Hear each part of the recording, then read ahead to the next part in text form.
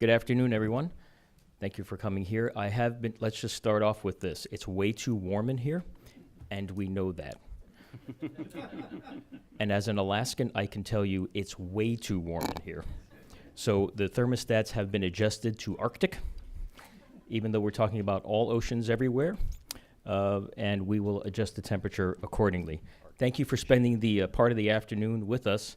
I'm Mike Sprague. I'm the director of our Global Sustainability and Resilience Program and our Polar Initiative. And I'm very pleased to partner with Helen Brohl and her team at CMATS to bring to you what I think will be a fascinating panel discussion, which has a catchy tune, What's Marine Transportation Got to Do with It? You want the music going on in the background when you say that line, yes. But this is really an important issue for not just CMATS, Department of Transportation, or the Wilson Center. I think this conversation goes beyond the building, the borders, and those organizations that are dealing with it. So I'm really happy you're here. And Helen, we look forward to possibly following up. Even though we have heard not one word from our distinguished panelists, I can see that this is certainly something that we would want to further explore as we go forward. So thank you for doing that. So I have the pleasure of introducing our first speaker, Mr. Darren Bev Broughton. He's the Principal Assistant Director for Oceans and the Environment at the White House Office of Science and Technology Policy. Mr. Bev Broughton also serves as the Executive Director of the Ocean Policy Committee, which was established through Executive Order 13840 signed by President Trump. He previously served as the Executive Director of the National Ocean Council and has extensive experience in the region ocean planning in the Northeast. So please welcome to the podium Mr. Bev Broughton.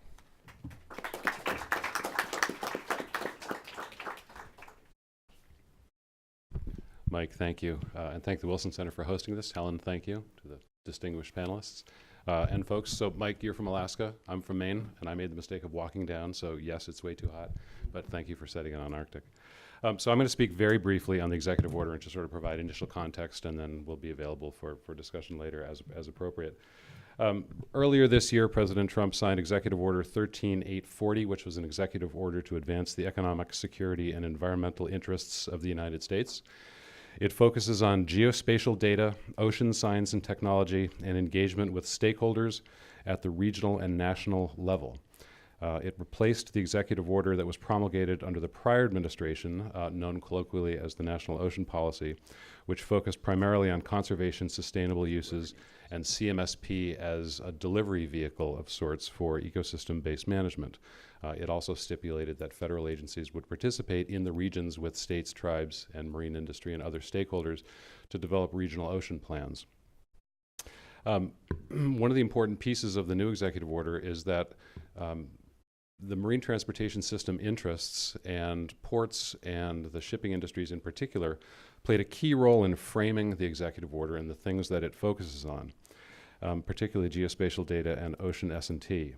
So, folks here know and understand that the ocean is a busy place, and there's more on the way, whether that's emerging uses, this morning's news notwithstanding, about aquaculture development going forward, whether that's new forms of energy, or whether that's traditional energy development, other kinds of uses and activities. It's a busy place. The marine transportation system is about getting things efficiently and effectively from here to there. There's an obvious vested interest in integrating and understanding all of the components of that and creating a coherent whole that provides the basis for rational action going forward. So the question in the face of that is, what should we focus on as we were looking at the executive order and the opportunity to provide a coordinating function? What do we focus on to meet the challenges that poses? So the executive order essentially does three things. It creates an ocean policy committee of principal level members in order to coordinate at the federal level policy that's relevant to ocean and coastal management activities. As part of that, it creates two subcommittees to assist the OPC in its work, a subcommittee on ocean resource management, which focuses on law and regulation, and a subcommittee on ocean science and technology, which focuses on ocean science and technology. The first meeting of the Ocean Policy Committee was held early in August, and the OPC charged the groups with developing two immediate products. The Ocean Resource Management Subcommittee will be focusing on, first, characterizing regional geospatial data needs expressed by stakeholders around the country, bringing that information back in-house, surveying the federal agencies to identify and surface responsive data that they own, and that they have the opportunity to push forward, but that for various reasons have not done so to date, or for which there are particular challenges associated with that could benefit from a whole of government approach. So identify regional geospatial data needs, identify responsive federal data, push that out using the Marine Cadastre, which many of you may be familiar with, which is a federal geospatial data clearinghouse owned and managed by BOEM and NOAA. Allow then the regions to reach in and pull that data out and particularize it in conjunction with their stakeholders in those regions to meet the needs of the regions, of industries, and of stakeholders around the country. Second, the OPC charged the Ocean Science and Technology Subcommittee with identifying priority ocean science research needs, prioritizing those, and then thinking about how to use those and to support the federal agency participation in the National Oceanographic Partnership Program as one opportunity to be a delivery vehicle for expediting a coordinated approach to those sort of key pieces. Now, there are a lot of priority documents that exist specific to individual sectors, specific agencies, specific organizations. The intent here is not to replicate that. The intent is to identify particularly important and immediately necessary ocean research, science, and technology needs that agencies or the administration have to achieve almost immediately in order to accomplish immediate agency or administration priorities. Understand what those are, understand the equities across government, who has ownership of pieces of those, and use that as basis for action going forward, either through the National Oceanographic Partnership Program delivery vehicle or others as may be appropriate. Those are the two sort of key immediate pieces that we're working on. There is a very brief overview that's posted on the CEQ webpage for folks to see. Work plans associated with those two subcommittees will also be published on the CEQ webpage sometime in the next month, probably, as we finalize those. And with the OPC will be meeting again in December, at which point we'll have the first cut at substance in order to report back out on. So happy to have more conversations afterwards. Look forward to the conversation. Helen, thank you. Enjoy the conversation.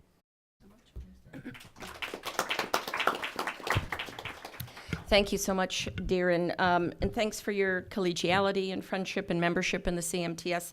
It is sincerely appreciated.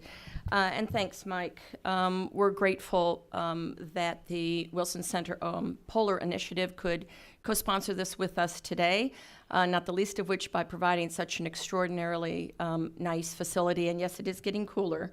We can feel it minute by minute. So I think we'll all be comfy shortly. I do hope that this leads to other conversations as well. If I may, I'm Helen Brohl. I'm the Executive Director of the U.S. Committee on the Marine Transportation System, or CMTS. Mike said CMETS. I might have to start using that just to confuse folks, but it's charming, and thank you. So the CMTS is a cabinet-level committee that was established in 2012 authorization. It is essentially an interagency policy coordinating committee for the purpose of assessing the adequacy of the U.S. Marine Transportation System, or MTS, promoting the integration of the marine transportation system with other modes of transportation and other uses of the marine environment, as well as to coordinate, improve the coordination, and making recommendations with regard to federal policies that impact the marine transportation system. And again, we just say MTS. The CMTS is led by the Secretary of Transportation, but much of our day-to-day policy guidance is provided by a sub-cabinet coordinating board. And the coordinating board is made up of over 25 federal agencies and offices that are directly engaged or have an interest in the marine transportation system and its well-being.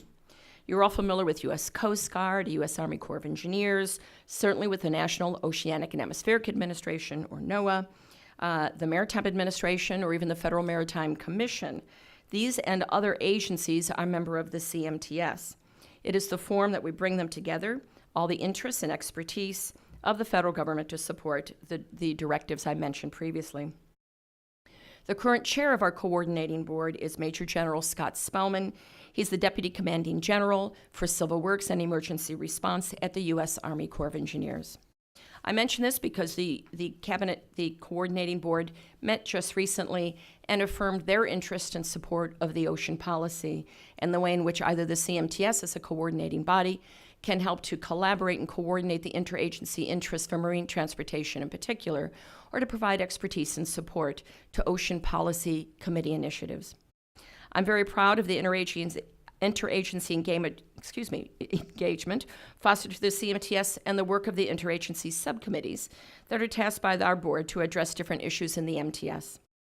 For example, we have integrated action teams, and they're comprised of subject matter experts engaged in issues related to fostering a resilient marine transportation system, promoting a safe and secure marine transportation system within the U.S. Arctic, investigating alternative financing to support maritime infrastructure, and enhancing the acquisition, analysis, and sharing of maritime data, just to name a few. So to learn more about our current and future activities, please feel free to look up our work and our work products at www.cmts.gov. Have to do the plug. And you can easily download our latest reports, such as a compendium of federal funding to the marine transportation system. It's one of our most popular downloads. If you want to know about over 80 different federal programs that support funding to the marine transportation system, it's on our website. And please also connect with us on our social media on Facebook and Twitter. So our interest in the role of the marine transportation system within the ocean policy is not new. When the President issued his ocean policy in June, the CMTS was at the ready to engage on this timely executive order. In fact, the CMTS traces its origins to the 2004 Ocean Action Plan, which recommended the establishment of the current CMTS to coordinate federal policy related to maritime transportation. And in response to that 2004 directive, and within 6 months, the first CMTS charter was signed, forever connecting us to national ocean policy. We believe we're just as connected today as we are, and we are pleased to co-host this panel with the Wilson Center. So marine transportation is a critical and important component of ocean and coastal policy and planning, and a motivation behind today's panel discussion. What does marine transportation have to do with it? Well, we'll first hear from our panelists and initiate conversation, and then we like to go to our audience, and we'll facilitate conversation with a provocateur, Mike Sfraga. It's a good word, isn't it? Mike Sfraga from the Wilson Center, to hear what you have to say and questions for our panelists. And please, just to provoke some discussion, because we do want to hear from you. Additionally, for those who are joining us by live stream, hello to you all. And for those who may have ideas that you think about later, please send your thoughts to us at the CMTS at a dedicated email address called cmtsinfo, one word, cmtsinfo@cmts.gov. It's now my pleasure to introduce our entire panel. I will introduce all of them together, and then we will go one by one, and each panelist will provide a short overview of their interest in ocean policy and maritime transportation. First, to my left is Rear Admiral Shep Smith. He's the director of the Office of Coast Survey at the National Oceanic and Atmospheric Administration, or NOAA, and a member of the CMTS. Rear Admiral Smith became Coast Survey Director a little over 2 years ago.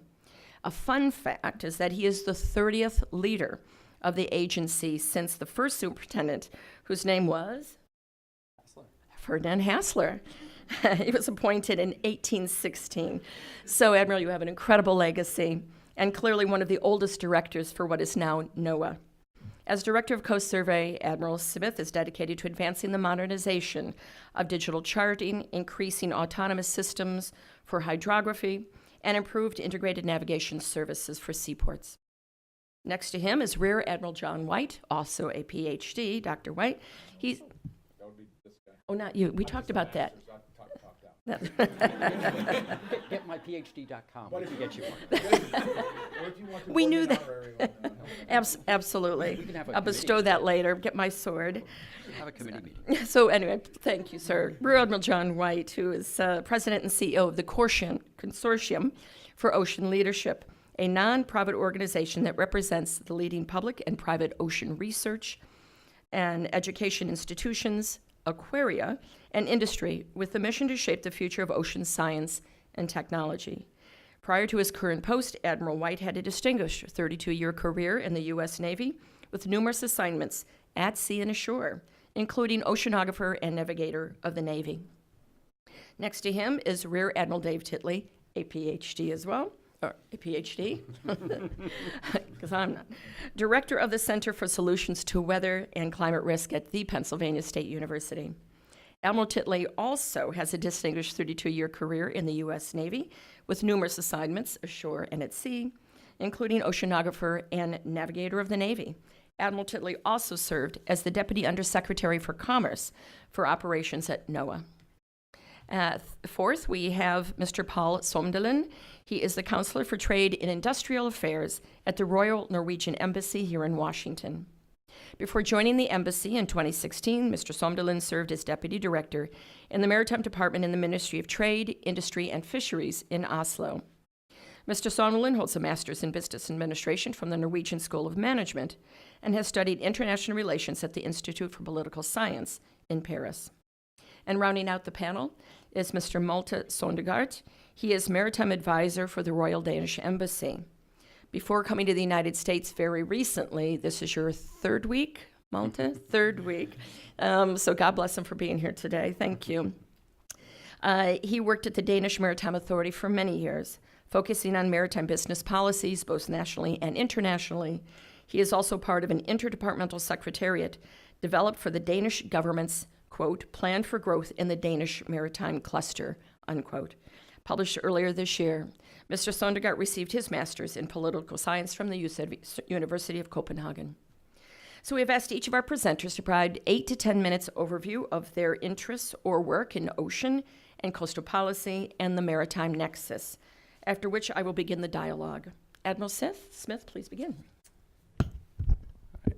Well, thank you, Helen. I hadn't caught that Mr. Bev Broughton was also a Mainer. I grew up on the coast of Maine in a little town called Belfast. Spent a lot of time on the water, and really, my interest in NOAA was to do something kind of interesting for a couple of years before I went to grad school and got a grown-up job, and so I've stayed with it because it stayed fun for the whole 26 years. So it's my pleasure to be a panelist at the Roundtable and represent NOAA here. I'm particularly pleased to share the panel today and join the discussion with our colleagues from Denmark and Norway. I just returned last week from Svalbard for the annual Arctic Regional Hydrographic Commission, where I worked with some of your colleagues. Your leadership in ocean matters is very impressive to me in all of these different venues. As the only current U.S. federal employee on the panel, I feel a little obligation to recognize the entire CMTS family and that participates together through the work that Helen that Helen coordinates and really coordinates a fabulous set of programs for the United States. So thank you, Helen, and thank you to the whole CMTS. The Office of Coast Survey, which I lead, was founded in 1807, and Hassler was the first superintendent. He went to you said it started in 1816. That was when he was released from British prison during the War of 1812, and was able to come back to the United States and get started on the work. So there's a little asterisk on the beginning of our the early part of our agency. Today, I'd like to speak a little bit about how NOAA views its role within the National Ocean Policy, and then spend most of the time on marine transportation sector specifically. So as Mr. Bev Broughton said, President Trump signed the ocean policy earlier this year, and I'll leave the broader discussion of that policy to others and to Mr. Bev Broughton. And I'll focus on the marine transportation system. NOAA developed, in coordination with this ocean policy, a series of program initiatives that we're calling the blue economy. So how can NOAA's activities inspire growth in the blue economy? There are several parts of that, two of which do touch my program. One is the marine transportation sector, and the other is ocean exploration and the use of ocean information more broadly. So I'll start with the marine transportation sector. So the new ocean policy calls on the federal government to facilitate the growth of coastal economies, promote ocean industries, and advance ocean science and technology. It also brings a new focus on improving the use of maritime data. This focus is timely as several trends in the maritime sector, larger container ships, more consolidation of carriers and ports, and tighter profit margins have highlighted the need for carriers and ports to more effectively use available ocean data and better manage vessel routing, planning, and operations, avoiding and particularly avoiding delays in the last nautical mile from the sea buoy to the berth is a really important part of this puzzle. NOAA has supported these goals for a long time. Since our inception, we really were founded as to support the maritime transportation sector and with the Survey of the Coast. In international policy circles, the orderly management and dissemination of authoritative marine information is called marine spatial data infrastructure. We usually think of this as one part of Coastal Marine Spatial Plan, CMSP, within the United States. In international circles, we usually talk about it as MSDI, and it's a core part of my part of the organization's view of its future going forward. The U.S. has implemented the spirit of MSDI through an interagency network of services covering regulatory boundaries, traffic patterns, environmental information such as weather, oceanography, and seafloor depth and composition. These are disseminated in a coordinated way through the Marine Cadastre and through a few other more dynamic services like NowCoast, which handles weather and oceanographic data on an hourly update basis. I think we've covered that already. So NOAA is very proud of the partnership with BOEM on the Marine Cadastre, and we're coordinating with regional partners and submit a report summarizing the top federal data needs for consideration in the Marine Cadastre and present it at the next Ocean Policy meeting in December. One data set that may be of interest to this community is the vessel traffic data derived from AIS. This is a really important window into understanding how we're using our oceans today, not only for marine transportation, but fishing vessels and research vessels and offshore energy supply. And you can see a lot of signal in the AIS data that really gives an important insight into how the oceans are being used. The National Ocean Policy also calls on those executive departments and agencies with ocean-related missions to coordinate and to ensure effective management of the oceans, coasts, and Great Lakes, and to provide economic security and environmental benefits. And the CMTS is a great forum to continue this. At NOAA, our marine transportation initiatives has really focused this year, or in the last few years, on a set of initiatives to support what we're calling precision navigation, and that's from the sea buoy to the berth. We're trying to get larger and larger ships into only marginally larger ports, and the margins that these ships come in, both under keel and on the sides, and often now overhead, are often less than a meter. And so these gigantic ships moving incredibly dangerous cargo with very tight margins. The traditional way that we have supplied these ships with information through nautical charts and predicted tides and tide tables and weather over radio fax and those sorts of things are not anywhere near close to being what's necessary to support this type of an operation. The next generation of services not only has more precise and detail for all of these things, but is also dynamic in time, so that we can predict the water level, for instance, or the salinity of the water, or the height of a bridge, in the hours ahead with much greater fidelity than we ever could. All of that information needs to be consolidated into sets of decision support services through portable pilot units and underkeel clearance systems that are where people actually make those decisions. The second main initiative in NOAA is recognition that the broad baseline mapping of the ocean, including the hydrography, the depth, and the form of the seafloor, and the oceanography, is necessary to support economic development more broadly, whether it's marine transportation, offshore energy, or fishing, good stewardship of our resources. Without that information, we can't manage it, we can't plan it. On the other hand, with exceptionally good information, we feel like we can provide an environment where investors in, say, offshore energy can reduce their risk by understanding the environment that they're building in beforehand, and reducing the regulatory and risk tail of getting permitted. So I have way more to say, and I hope we have a really good conversation. Thank you. Thank you so much. Thank you. Admiral White? That's right. It's already on. Thanks.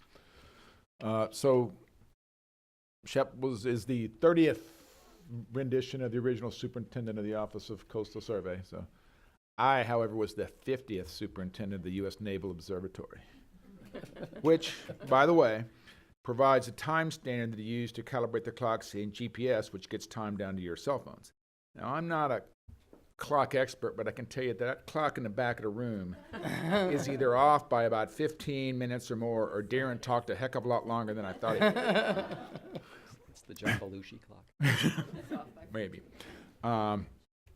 So I am currently the president and CEO of the Consortium for Ocean Leadership, as Helen mentioned. That is a consortium of about 95 members.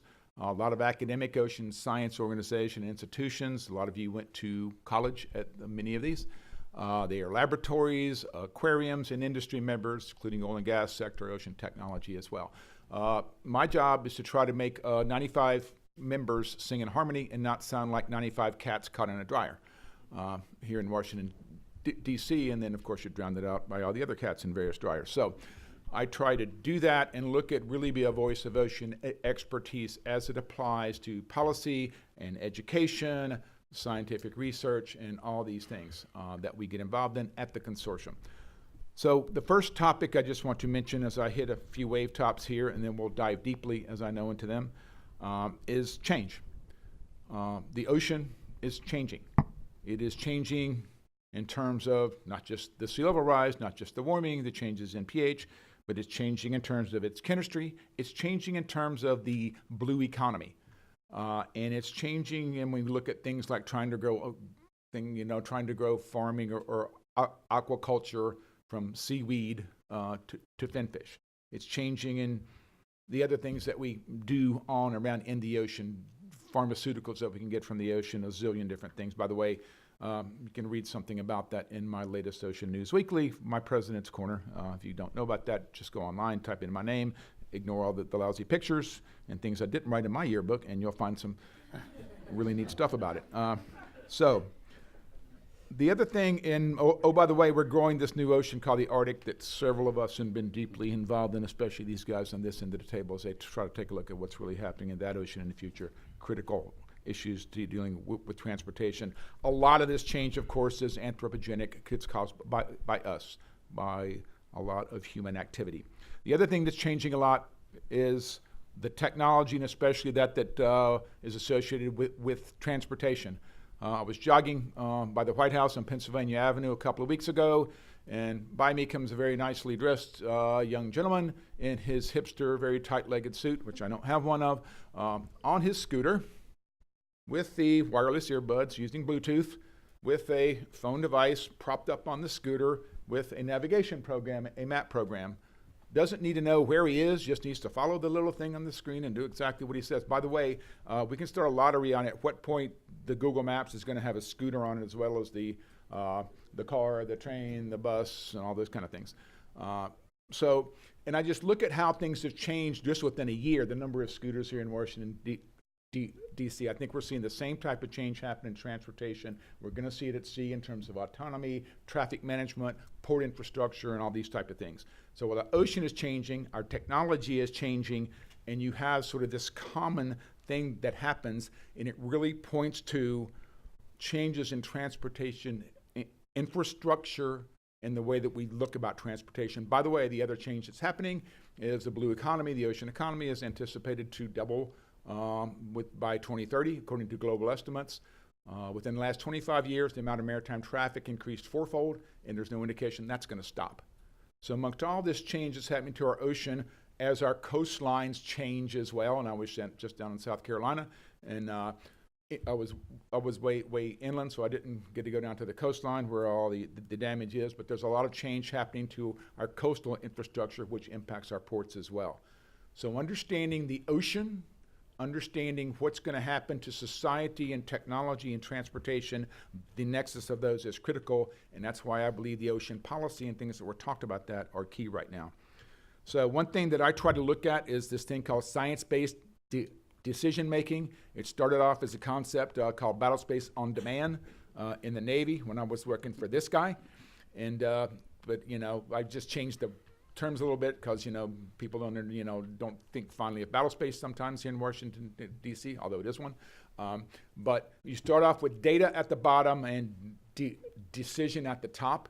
In the middle, you've got to do a lot of analytical work, which is why we need the scientists and the computational type of capability to do that, to take MATLAB, turn all this ocean data into something that I can then translate into an impact that will help me to make a decision at the top. And that's humans, that's whatever it is, to take all that stuff and say, okay, is it too cold or too hot? Is it deep enough?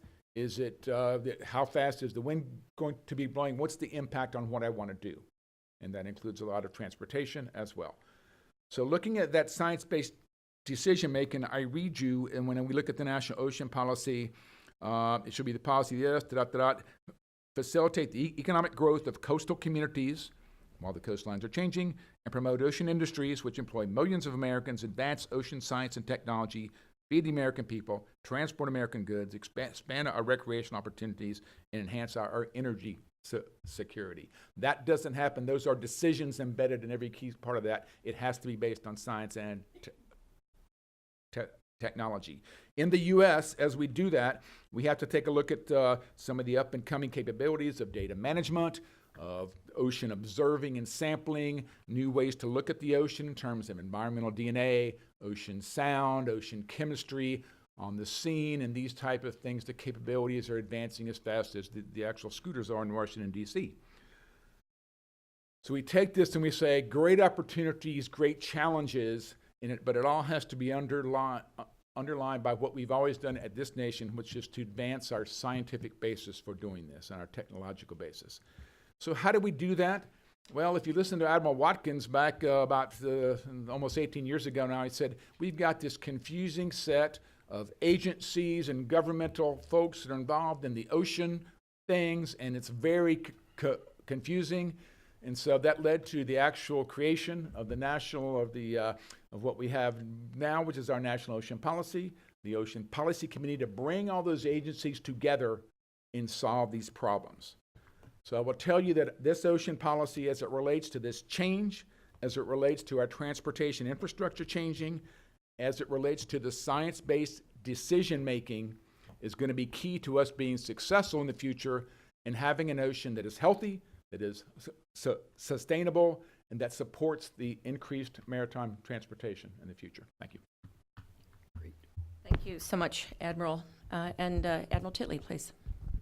Okay, thanks very much. It's always fun to be with John up here on these panels. It's been a little while since we've done one of these. It seems like in Washington there are just some jobs that you have that you really never leave once you have them. One of them was being a staff member for Admiral Watkins on the U.S. Commission on Ocean Policy, and so here we are many years later talking about the same thing. I do appreciate the thermostat in here is set to Arctic, but I think it's right now set to Arctic in about 2100, because this is about what it's going to feel like, because that's where we are. I was asked to speak for 8 to 10 minutes and to be provocative and to somehow relate it to the executive order on ocean policy, right? That's what we were told to do. So I will try to do that. I will start off by telling you that I get no federal funding, nor am I looking for federal funding. That allows me to say what I think, which is not too often you can do that in this town. So my bottom line on the executive order, it's kind of a missed opportunity. It's somewhat simplistic. What do I mean by that? It shares something in common with the National Defense Strategy and the National Security Strategy, and that is the Arctic is not actually mentioned. So it's like we kind of forgot about the place that's changing the fastest in the world, or maybe we didn't forget, but it's not in there. The good news is at least when I read the executive order, there's nothing in there that precludes Arctic initiatives, but I don't really see anything that explicitly calls that out in as top-level guidance. So they're really, we're kind of drifting along. We're sort of dead reckoning here, and I don't see anything that really gets us off top dead center, which is, as I say, I think it's a missed opportunity. As Admiral White mentioned, the Arctic is changing, and it's actually changing faster than any other region in the world right now. The Arctic and the changes there are the reason the Navy, under former Chief of Naval Operations Admiral Gary Ruffhead, formed Task Force Climate Change nearly a decade ago. Those reasons have not gone away. Now, when I talk about climate change, yes, I said those two words, and that's because it's really hard to fix something if you don't at least identify what the challenge is. I kind of boil it down into three things, and John's already used one of those words. I talk about people and water and change. And the people in this case are the 3 million, and I'm going to really restrict this to the Arctic, are the 3 million native peoples who live north of the Arctic Circle. The water is changing, in which we have too much and too little, and it's at the wrong place at wrong time. It's now salty where it used to be fresh, wet where it used to be dry, liquid where it used to be solid. And even the very chemistry of the oceans are changing. And John's already talked about the changes, and I think that's very, very important for us to remember, because it's so easy in our planning is we tend to look back 20 years, 50 years, 100 years, and kind of say, okay, we'll add plus or minus 10% for variability and go forward. That is not going to work anymore. It is not going to work for the rest of our lifetimes. It is not going to work if you have children for their lifetimes or even your grandchildren. We are changing the climate, which is changing the oceans, and it's changing the world in fundamental ways that we have not seen in human civilization. That's happening, and we need to be able to say that. The Arctic is a maritime theater. That's why the Navy got out ahead of the Air Force and the Army on this. It's not because they're asleep at the switch or anything. It's because it's a maritime theater. The Navy should be out ahead on this. I can tell you that our great power rivals, as identified in our national security strategy, are not neglecting the Arctic. China talks about a polar Silk Road. Russia talks about economic development. They have roughly 20% of their GDP is based north of the Arctic Circle. They are in these tactical alliances with China in large part because of the sanctions on the West. China is about the only place to go with money and with some technology. I decided not to use slides here, but there is a great slide of Putin and the Chinese president signing their agreement. And Putin kind of knows he's being had there. He is not smiling. Two of the largest geopolitical wild cards in the Arctic, in my view, are represented actually by the gentleman to my left, Svalbard and Greenland. How Svalbard plays out geopolitically, not just fishing, not just from a shipping issue, is of critical importance. And then, of course, Greenland, and do they become independent, and at what rate does that happen? And if they become independent, it's a population of about 50,000 native Greenlanders. That's kind of like taking, the northern part of Alexandria. That becomes a country. Who's going to support them? Who are they going to turn to? The Chinese, not for lack of interest, have really been paying attention to Greenland, and we've seen some recent developments just in the past week or so. So we as the U.S., we can either be proactive or reactive. The Coast Guard, I think, is doing its absolute best. Unfortunately, due to other political reasons, they're funding once again for the icebreaker, which frankly should have happened 9 years ago. It did not happen in the last administration. It looked like it was going to happen in this one, and I still hope it does, but it's far from a sure thing. No one knows they have a huge role to play, and I think they're doing it to the best of their resourcing. It's much more than just the surveys, although the surveys are critical. I had to give a talk when I was working for NOAA, and the acting head of the Weather Service showed me some data that showed me that the average 2-day forecasts in Alaska are less accurate than the 5-day forecasts in the lower 48. And I don't think I've seen any information that says that that fundamental mismatch has changed. We can change it, but that requires resources. That requires support. I mean, while the Congress has basically kept NOAA at steady state, it frankly requires the administration to ask for that kind of money, and I have not seen that happen. How is the Arctic transportation going to evolve? How do we ensure it evolves to maximize U.S. interest? I would caution the administration, don't just simply rely on what industry tells you. I cannot count the number of panels that I sat on in which I had a senior vice president of a very major shipping line tell me that there was no how, no way ever that their company was going to be running container vessels through the Arctic. Well, guess what? Maersk, as of a few days ago, ran their first container vessel filled with frozen fish. I thought that was interesting. Through the Northern Sea route. They say it's a test and it's an experiment. Well, of course it is. Because while you might hear from industry, it's like, oh no, we're not going to do that. They're thinking about this, and usually the people who run these big corporations are pretty smart and engage in scenario planning. The real answer is we don't know exactly how the Arctic is going to turn out for shipping, but there's very real reasons from our Scandinavian friends, our Nordic friends in Finland and other countries that there are real possibilities in 10, 15, 25 years that at least seasonally, and maybe more than that, with ice-hardened ships and ice-strengthened ships, we are going to see significant traffic. Last February, we saw a liquid natural gas tanker make a transit of the Northern Sea route unescorted. Last I checked, February is winter in the Arctic, no icebreaker support. These are harbingers of the world that we have ahead of us here. So what do we need to do? We need to look very seriously at our public-private partnerships. NOAA has huge work to do, surveys, but also weather forecasts, ice forecasts. There are programs already funded. They are in the administration's budget. They are supported by the Congress, such as Earth System Prediction Capability, that can help us get to an interagency solution to these. So the groundwork is there. I testified in July that the National Science Foundation should frankly fund a permanent research station on Svalbard, as we can do per the Treaty of Svalbard. Not only are there fascinating science issues up there, and Admiral White's talked about the need for that science, it also sends an unmistakable geopolitical signal to our rivals. And finally, let me just close it. Regardless of whatever your politics are, the ice frankly doesn't care. It doesn't care if you vote Republican or Democrat or which side of the aisle you sit. It just melts. Thanks very much. Thank you, Admiral. Mr. Somdalen? Thank you very much. Thank you, Helen, and thanks a lot for organizing this event, and thanks for having me here. That's a great honor to be part of this excellent panel. I've been here at the embassy for 2 years, where I cover industrial affairs, trade, and maritime transportation.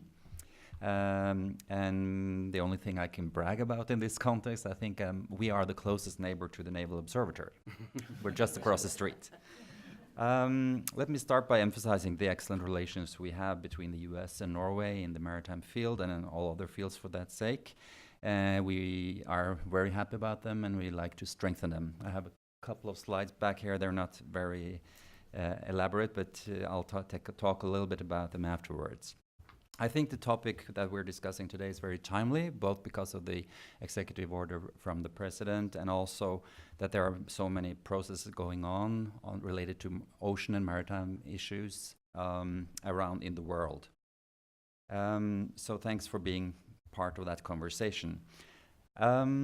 I'd like to highlight these, Norwegian Embassy like to highlight these excellent relations that we have with the US in a couple of weeks. Actually, this ship, it's the largest Viking ship sailing currently.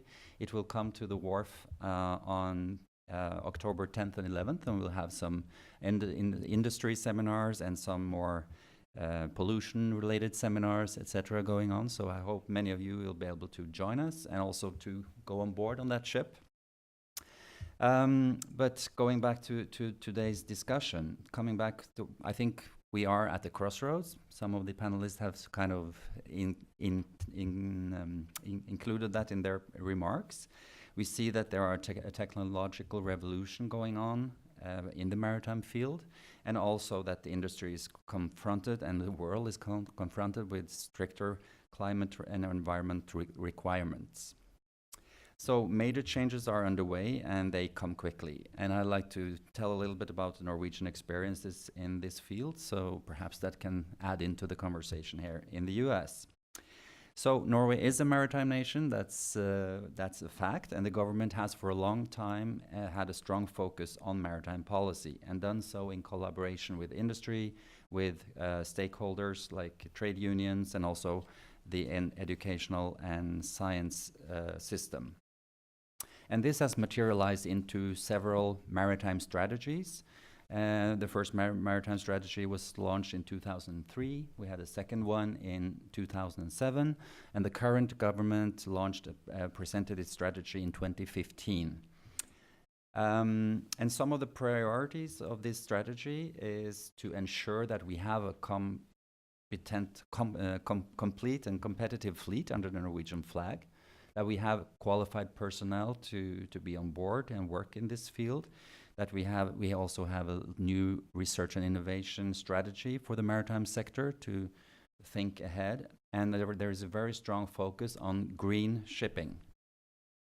Of course, also we do promote harmonized global regulatory frameworks and try to develop our maritime clusters. And I also like to say that the shipping in Arctic has been a high priority, mentioned also by colleagues here, the possibilities and also the challenges that these new ice-free areas represent. But we have also we have also taken it a step further. So last year, the government proposed or presented a comprehensive approach in a new ocean strategy. And that is now one of the top priorities of the government. The ocean is a great source for growth, but it must be handled with care and in a sustainable way, as panelists here has underlined. I can mention that our Prime Minister, Erna Solberg, she's now these days in New York for the United Nations General Assembly, and she also has convened for a meeting in a high-level panel on sustainable ocean economy that she's heading together with other ocean nations. And Norway will also host our ocean conference next year. This just to illustrate that the government commits strongly to the ocean policies.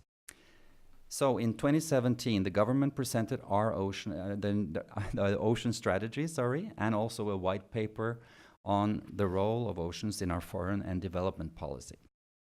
The aim of the strategy is to make the most out of the opportunities across ocean sectors and support sustainable growth in both traditional and new emerging related industries. In this strategy, the ocean strategy, there are 95 policy measures, and they are focused under 3 main priorities. The first one is to ensure the better and best possible framework conditions for the different ocean sectors. And the second is to facilitate more knowledge, technology, and innovation. And the third, to develop and strengthen international cooperation and internationalization, since we all share the same ocean, so to say. So today's question, what's maritime transportation got to do with it? Well, in Norway, we often say that maritime transportation is the lifeblood of the ocean economy, because most of the other activities depend on the transportation and the shipping services. So, therefore, maritime transportation is a natural core element of the ocean policy in Norway. We can't do without it. We are putting the policies in the ocean strategy into practice now with a set of priorities that are value creation and employment, sustainable management, and sustainable management of the ocean, clean and healthy oceans, research knowledge and technology development, and lastly, as well as in the maritime strategy, international leadership and cooperation. So one key takeaway is the need for responsible management of the oceans. Another takeaway is to create synergies between the different ocean sectors, the traditional sectors, and to try to get new results, new industries out of that. And here I have a quick picture of one example. So we have advanced technologies developed in the offshore petroleum sector, and this has been used to develop a fish farm that can be put out in the ocean instead of having it in the fjord or closer to land. So that's one example. Another one is offshore wind, which also has been where you need the competence and the experiences from the petroleum sector, and you're also dependent on maritime transportation. And we are also working together with the US on these matters. As you might know, on the East Coast, outside Rhode Island and outside New York, there are wind parks being developed, and also on the West Coast, there are some projects where Norwegian experiences are used. I have a few comments also on green shipping. Norway has ambitious climate goals, and we're part of the Paris Agreement. Our climate target for 2030 is at least 40% reduction of greenhouse emissions by 2030 compared to the 1990 levels. One of the key parts of the government's ocean strategy is therefore green shipping, reducing the emissions. At the same time, we see that the green shift and the green shipping is a driver for innovation and technological development, and it contributes to new opportunities and new jobs in economic growth. The government will present actually an action plan related to green shipping in early 2019 as a follow-up of the government's ocean strategy, but also of the government's green competitiveness strategy from this year. But long before these strategies, the government has taken several green initiatives along a certain focus areas.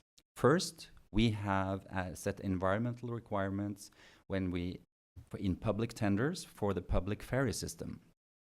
That means when the National Public Road Administration asks for a ferry operator to serve a certain stretch, they require a low or zero emission ferry to be used. And this has resulted in new green technologies and new green ferries.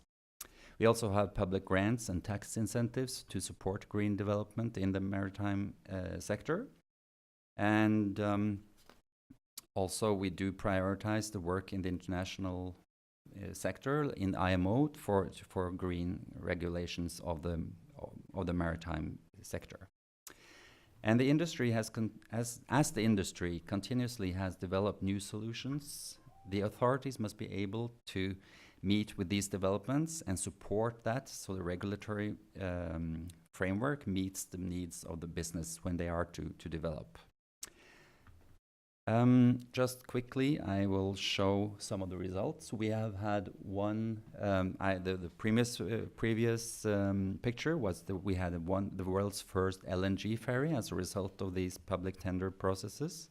We have the world's first electric ferry now in operation as of 2015, and we also have hydrogen ferry coming up probably as a cooperation between California and Norway, and we also have a very interesting ship coming up. It's the Yara Birkeland, which will be the first electrical, fully autonomous container vessel without ballast water. And that's quite a revolutionary concept. It will be floating and sailing from January or February 2020. So all these different new technologies are important when we go further. I will not go into detail about automation, only mention that digitalization and automation and autonomous vessels is a high priority for government, and we have opened a test site outside Trondheim last year. And we think that those things will also be kind of a game changer for the maritime transportation, and the government wants to support it. Thank you. Thank you. Our last presenter is Mr. Malte Sonderberg. Thank you. Thank you very much, and thank you for inviting Denmark and me to this wonderful event. It's a great pleasure and an honor to be here. I will not touch too much on the ocean and how we approach it. That's not my field. I've been more involved in how to engage on maritime business policies. So that's going to be my focus area. And so when we talk about the oceans and the maritime domain, for Denmark, it's very much linked to blue economy and especially shipping. Denmark has a very long maritime history and tradition going way back to the age of the Vikings.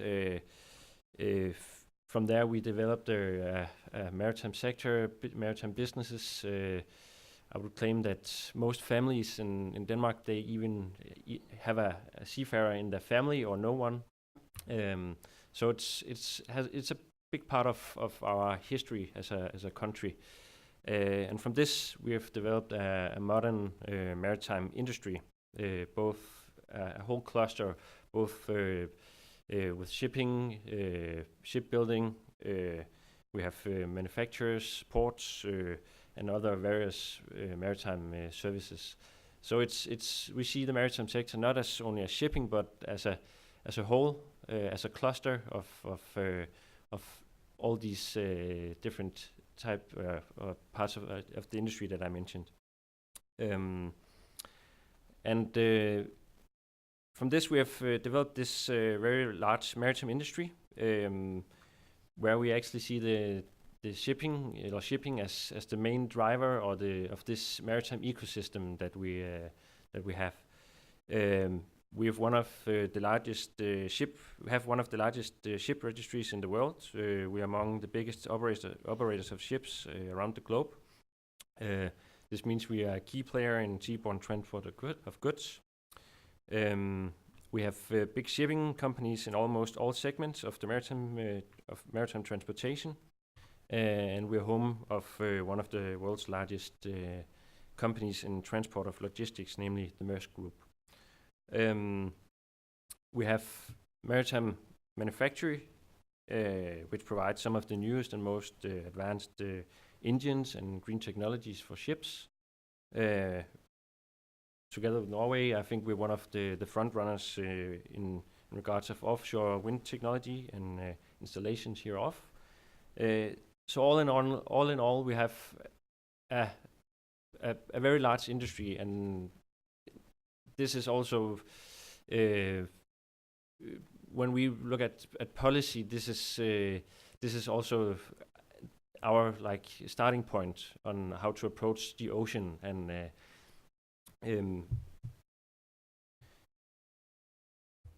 so, in other words, Denmark has built a maritime stronghold, which is both very vital for Danish economy and creation of jobs, just as here in the US.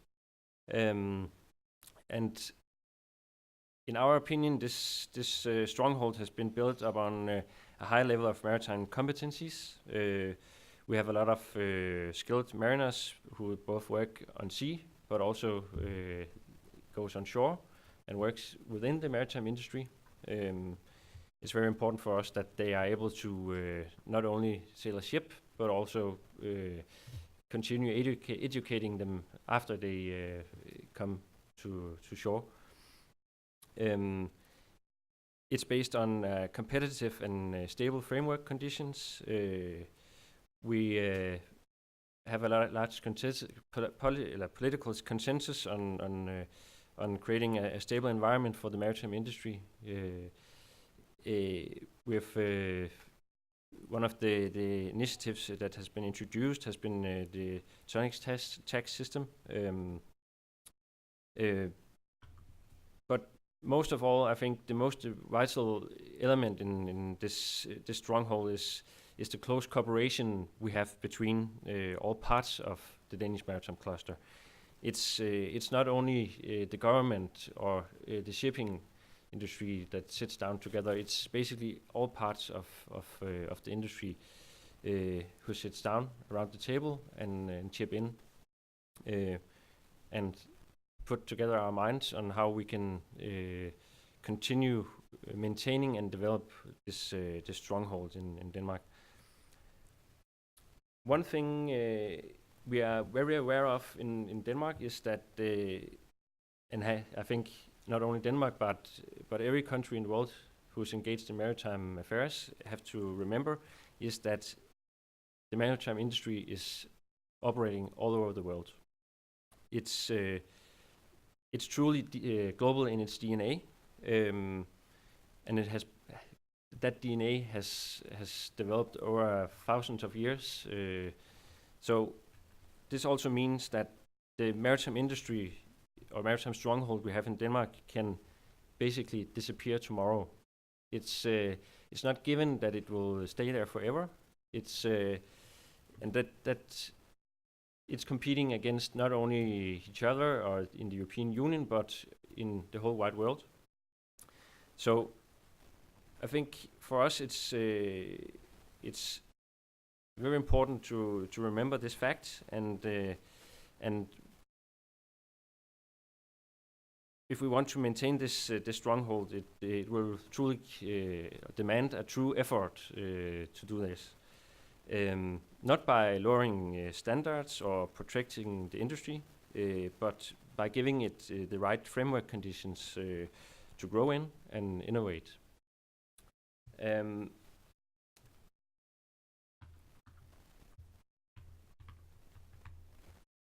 this, turning to how we approach this in Denmark, I would say we have a focus on creating, as I said, the right framework conditions for the maritime industry, and this comes back to like an effort of the whole industry, not only by the government, but as a governmental representative, we see ourselves as trying to sit by the end of the table and get everybody together. And in this endeavor, we acknowledge that we have to develop maritime strategies in order to create this, and or to maintain the maritime industry in Denmark. And it's for us, we have an enormous focus on not creating a new dust collector for the shelf. I think that happens like in most countries, in most sectors, but we've tried to develop another approach and something that would make, in our opinion, a difference for the maritime industry in Denmark. And based on this tradition I touched on before, on gathering all parts of the industry around the table, we have the ship owners, we have the equipment manufacturers, we have the unions, we have the maritime education and research institutions, as well as authorities, sitting down and creating this so-called maritime strategy teams, where it develops these recommendations for the government for maintaining the stronghold and stay competitive.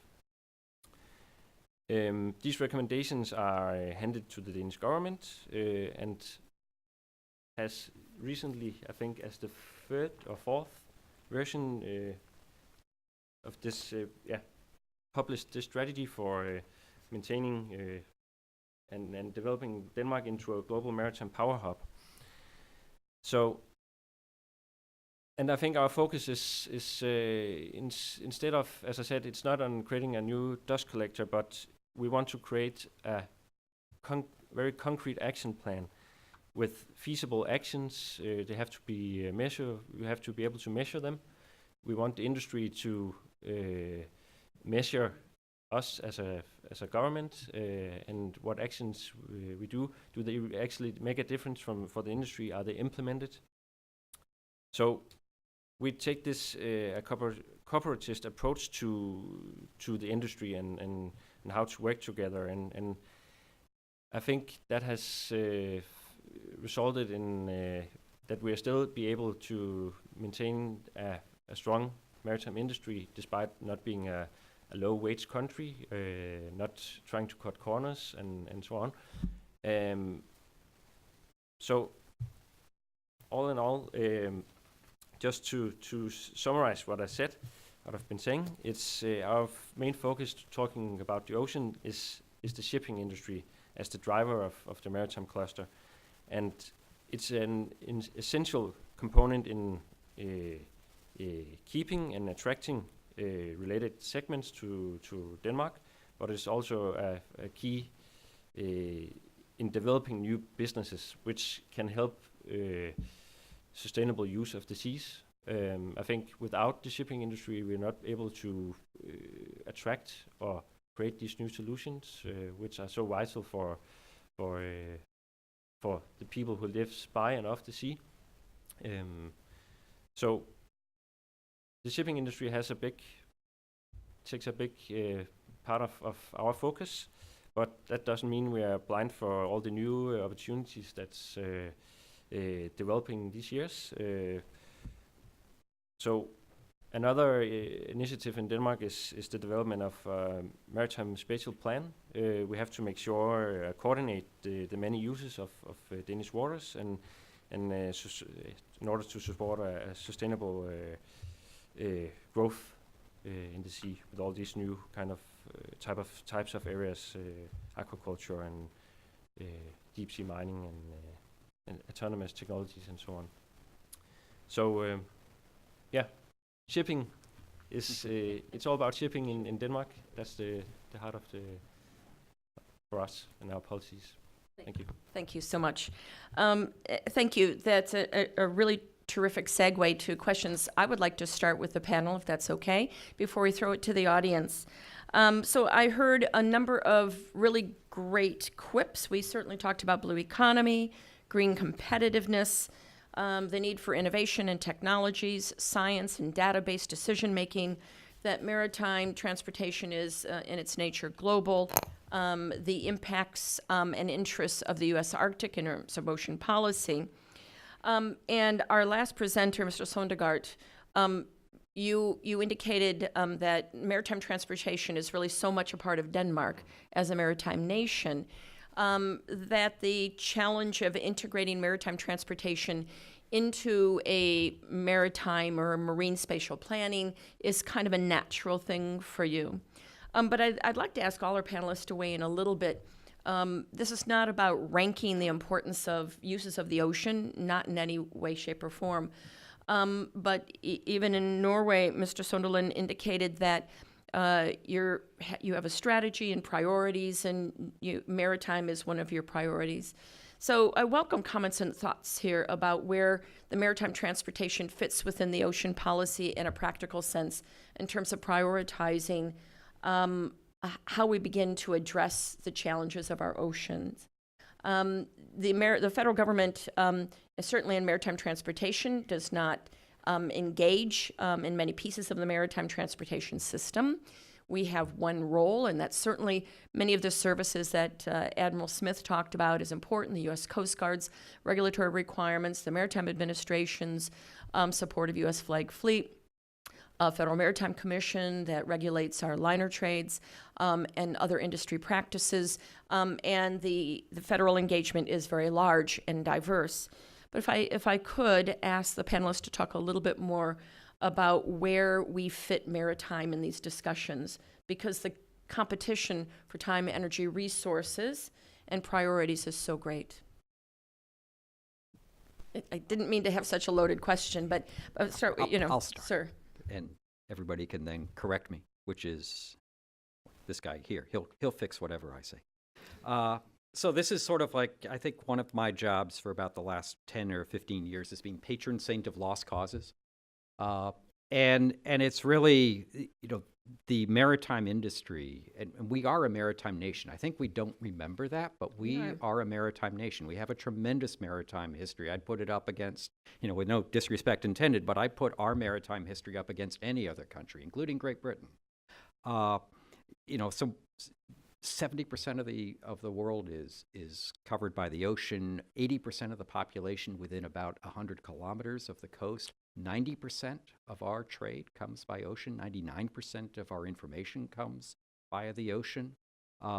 If you stop maritime transportation, you absolutely stop the U.S. economy. I mean, I think we all know in here, maybe we just take it for granted that the container vessels are basically, they're the world's warehouses. We pretty much got rid of warehouses. And that trend seems to only be increasing as companies get better and better with data analytics, just in time, autonomy. So if you disrupt or do not have an effective maritime transportation system and system of governance, your worst case, you're going to take your economy and put it to all stop.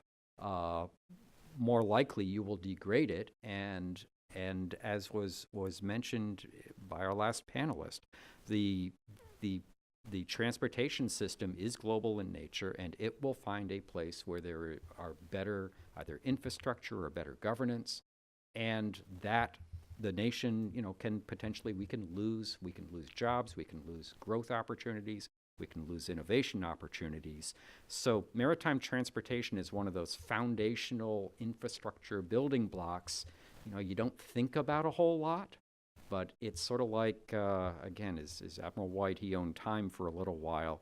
If you don't have it, it's the only thing you think about. And if our maritime transportation system collapsed, it would be number one priority.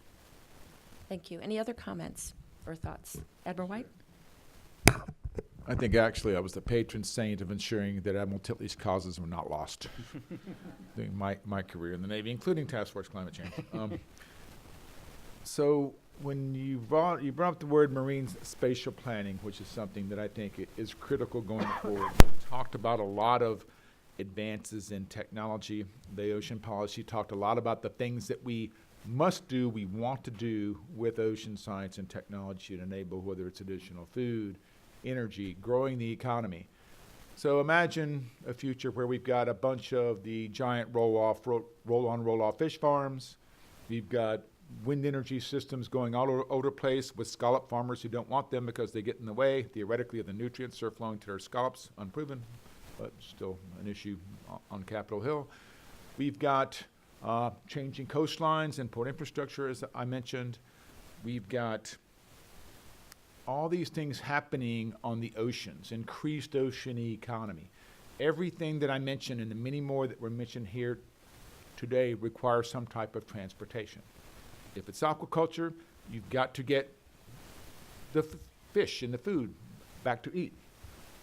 You've got to get the feed out for the fish to eat, sustainable, safe food. You've got to get the hatchlings from wherever they're hatched to make sure you can grow them rapidly. That's all part of the transportation sector. Oil and gas, we know about getting back and forth, understanding the environmental considerations there. We know how important city planners are, where you're going to have the airport, where the airplane's going to fly, where's the housing going to be, zoning for businesses versus this, that, where's the Superfund site going to be, hopefully not next to the Naval Research Lab like it is now, but anyway. So how do you plan this? We are at the kindergarten level of planning on how this is all going to work. So I think it's critical for the national ocean policy and the international ocean policies that go forward that we learn how to plan how our ocean is going to evolve in this rapid changing environment and technology.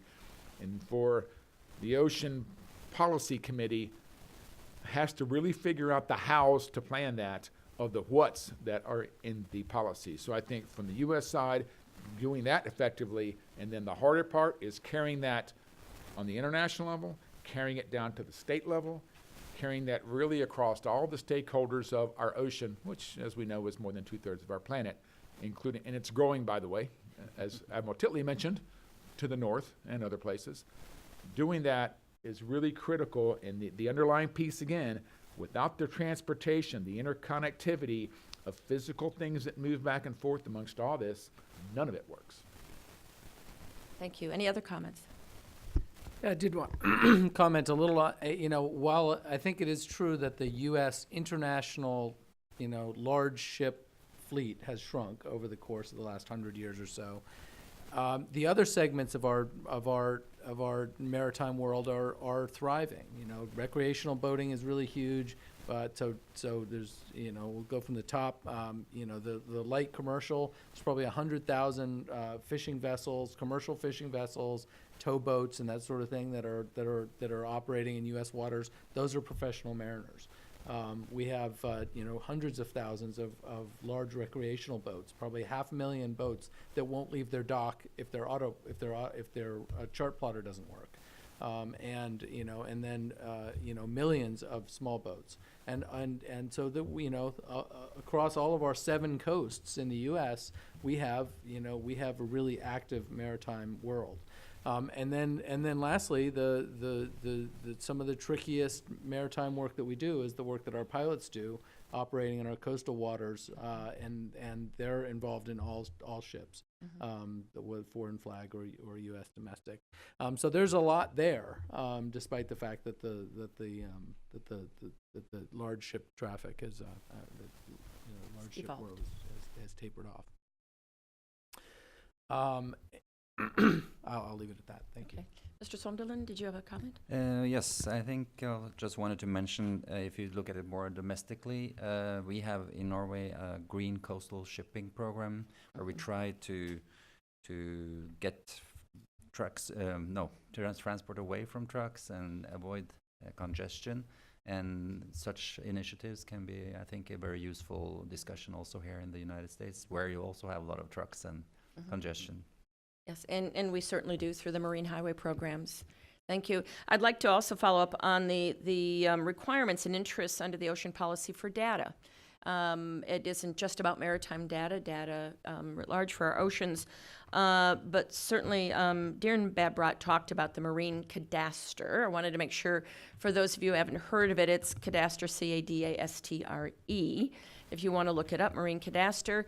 It is sponsored by NOAA, and everybody talked about BOEM. If you're not sure, it's a Bureau of Ocean Energy Management under the Department of Interior, and we sincerely appreciate the work that they do to create a portal to find and use maritime or marine and maritime-related data. I'd like, if I could, we also talked quite a bit about innovation and technologies. I'd like to ask the panelists, whether it's vital, critical data that we need, whether it's AIS-based, which is the automatic identification systems, that about vessel location information, or whether it's other maritime-related data or ocean data that is perhaps the foundational data that we need.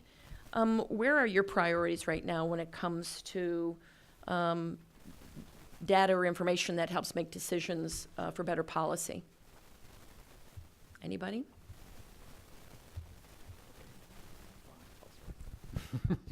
Yes. I mean, Admiral Shepard, I'm sure, has the number off the top of his head, but especially when you get up north, you know, the percentage of charts that are basically based on Royal Navy surveys from the 19th century is terrifying. It should be terrifying. Much more recently, when Admiral White and I were on active duty as senior officers, either as a captain or a flag officer, we were routinely finding from our survey ships that we owned and go out to the operational forces, we were finding seamounts that we had no idea were there, and conversely, we were getting rid of seamounts on charts that weren't there. And this is as a result of the USS San Francisco tragedy. And it was a way to combine altimetry data with what we already had, and it basically gave what we would call cueing. It kind of told us where to look because the ocean's pretty big, and 7 or 8 or 6, it depended on the whims of the Pentagon, but a small number of survey ships you can count on both hands and have fingers left over was not just going to be able to mow the grass. So you had to be smart in how we use these data. And I think that's where we're going to be going to your question. It's how do you integrate very disparate data sources? How does every ship become a sensor? A sensor in the atmosphere, a sensor in the ocean, a sensor of the ecosystem, a sensor of either the chemistry or the pollutants or lack thereof. how do you integrate this? How do you use this to actually achieve much greater, not only understanding just for understanding's sake, but then so that you can smartly manage without being overbearing, but at the same time making sure that you're not driving resources into a state where they either can't recover or you're doing really real harm to other sectors of society. So, we all have, and Admiral White and I, and I'm sure Admiral Shepard and NOAA, we've all got the standard list of, here are all the things you need to do, and it's weather, it's ocean, it's the interface, it's the bottom, and understanding that. The climate data is important because the oceans are changing. I mean, the sea levels are coming up. We need to be understanding how are storms changing, because if you understand how storms are changing, you understand how you need to route ships. And you say, well, geez, it's the 21st century. Nobody would be dumb enough to drive their ships through storms. Well, unfortunately, we've seen tragic instances of the commercial fleets driving their ships through storms and seamen paying with their lives. And we need to understand that, yes, we have amazing computers. We all have these things. Mother Nature still gets a vote. And we need to have a little bit of humility along with all of our technology. The ocean, for those of you who have not been out there, it's a pretty big place. It's pretty powerful. And it still will come, and it is remorseless. And it will still kill you if you don't pay attention. Wow. Okay. So just somber, but that's why we say eternal vigilance is the price of safety. Yes, sir. So Admiral Smith, you referred to in terms of data, and we certainly understand the charting requirements in the Arctic, but beyond just those kind of things, just in the Arctic, but within the ocean community, coastal and ocean community in which you engage. I realize you can't wave a wand on the wish list, but of services you can provide. But if there's critical data that impacts you every day, is it really getting into the real-time observations, or is it the predictive modeling that's more important to you? Or Yeah, so I think of this in two ways. As far as delivering better services, and the first is we have to modernize the form and delivery mechanisms of the services that we do today. The paper charts that we've used for hundreds of years are a really old-fashioned way of presenting that information. We have better electronic versions of that, and our databases are now able to provide richer services through those electronic means than we could on paper. Look at the weather. Weather facts is still today the required way that weather is provided to ships. We all have on our phone Windy or some other cool app that shows the full model, days out, much richer way of thinking about it than the weather facts can possibly do. We already have enough information to deliver better value than we are. And so we have a whole next generation of services that are coming along that are in the spirit of what we're required to do under our SOLAS to supply to shipping, but can do it in a much more effective way. And so the other half of that is that some of our users in the coming generation of technology are not going to be people. These are going to be machines making decisions against some of that same information. So what kind of a chart or what kind of a weather map does an unmanned ship need if it's going to support some level of autonomy or automation? So we're developing a generation of services on that side. At some point, we will exhaust what we already can deliver, and in order to deliver better services, we have to have more data. I'll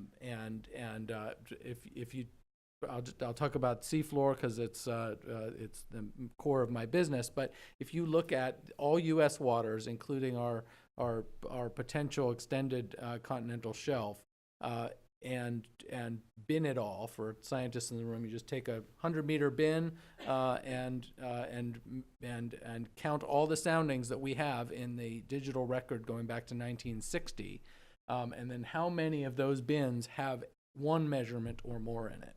And for U.S. waters, it's 41%, and we're one of the better mapped places on Earth. And it's interesting. It's not quite as starkly different in the Arctic versus the East Coast, even because of the broad continental shelf is really hard to map. Takes a lot of effort, and so anyway, we're at that 41%. The other 59% there's potentially a gold mine of economically important information in there, or environmentally important information. We can't even model how the water moves in the ocean without having a better understanding of the bathymetry, and the 41% is not enough. And so we're looking at crowdsourcing. We're looking at satellite-derived bathymetry. We're looking at using every platform as a sensor to try to improve those numbers. And there's also, I just want to make note that there is a worldwide effort along the same lines called Seabed 2030 to try to, with a challenge, sort of a challenge thrown out to get the oceans mapped by 2030. So interesting that you should remark about, we think of bathymetry as in the maritime world with charts and maps, but you're talking about foundational physical information, oceanographic related information that has benefit to every sector related to ocean and ocean observation. So incredible. So within Denmark and Norway, who is responsible for the accumulation of foundational or physical information or navigation services? Is that with the federal government, or is that, and does your information, if it is, does it feed all of the sectors equally? I think is it all right? I don't, just go ahead. Yeah, okay. Thank you. Yeah, in Denmark it's a number of entities whose various data. But I just want to turn to what Mr. Shepard or Mr. Smith just turned to. I think in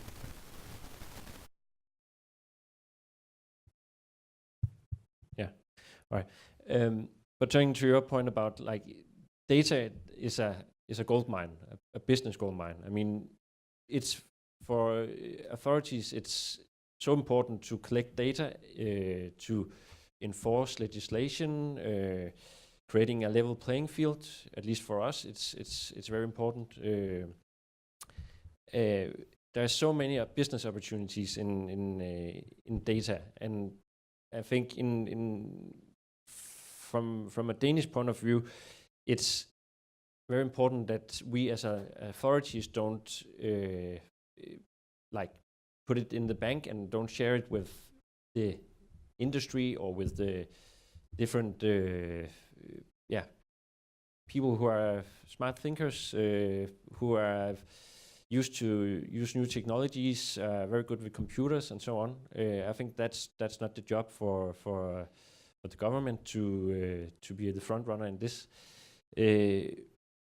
So instead, for us as a regulator in Denmark, we try to promote the release of data and not creating obstacles for business developments, which in the end will hopefully help creating safer seas, more sustainable use of the seas, and so on.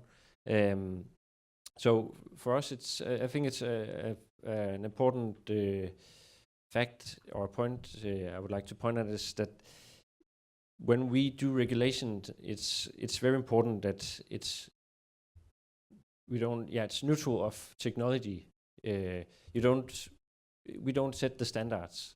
It has to be neutral, and we let the business evolve from there and set the standards in order to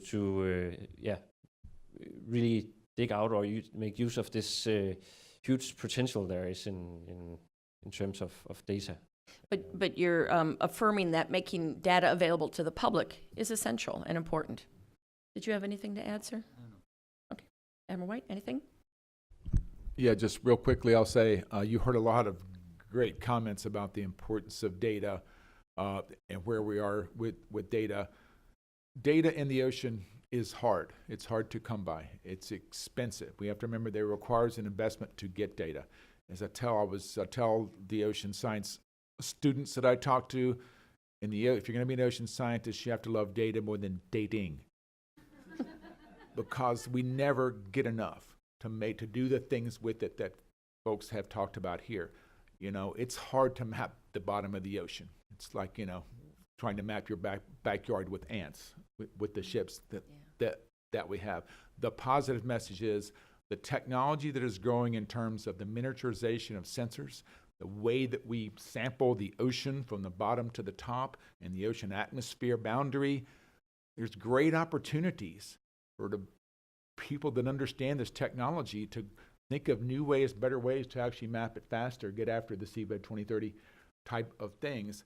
So I think going forward, but we have to focus federal investment and even public-private partnerships toward getting every ship to be a sensor in the ocean to understand the critical importance of ocean data to all the things that we're trying to do in the maritime environment, including transportation, of course.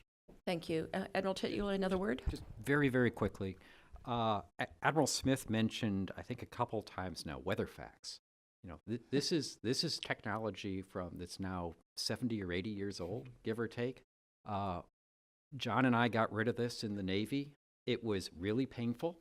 And this isn't like NOAA's trying to keep it, I think, because NOAA wants it. They're being directed and through international organizations.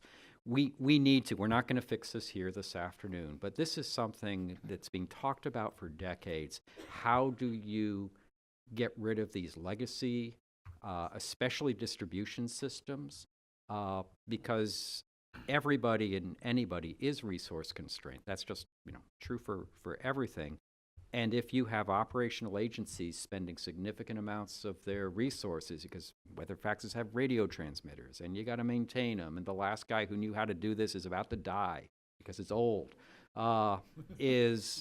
you just slow down your ability to move. I mean, I'm not saying we all should be like Apple. I mean, last time I bought something, I can't even plug my USB plug in because they say that they have something that's better, although they then charge me $40 to buy the adapter. But somehow we've got to be able to help our agencies move off these legacy systems. And again, it's not because the agency itself wants to be there. They're being directed through agreements, and maybe we can have some higher level support to help move beyond that and at least get to the late 20th century, if not the 21st. I'd like you to move this to the audience if I could. Let me just make a minor comment. We are within the CMTS trying to address some of these legacy systems and the way in which we provide navigation services, notwithstanding the fact that interoperability, sharing, and talking to one another electronically still remains to be a challenge. And probably will be in the foreseeable future as we put up firewalls to protect our data interests as well. So I think that Jack is in the audience with a microphone, and Doris from State Department. And please, when you get the microphone, if you could identify yourself and your organization, I sincerely appreciate it.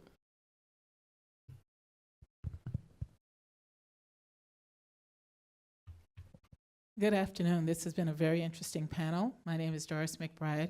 I'm the Senior Maritime Advisor at the Department of State. And I'd just like to follow up on Mr. Sondergaard's remarks about how important the shipping industry is to Denmark and how you support your fleet, if you will. As I understand it, Denmark and Norway as well have a large percentage of their fleet that are domestically flagged. In the U.S., we have a large maritime industry, but very little of it is flagged here in the U.S. I'm talking our commercial side, both passenger and blue water, I presume. Blue water fleet. I'm focusing on blue water. And whenever I've heard discussions about whether or not we should have a fleet, it's almost always couched in terms of defense. That is, we need it for national defense. My question is, do we really need a domestically flagged fleet? And if so, what can we learn from countries like Norway and Denmark, and what argument can we make other than the fact that we need it in times of war? Is there a way to make domestically flagging U.S. vessels commercially viable while at the same time maintaining the high standards that Mr. Sondergaard referred to? Thank you.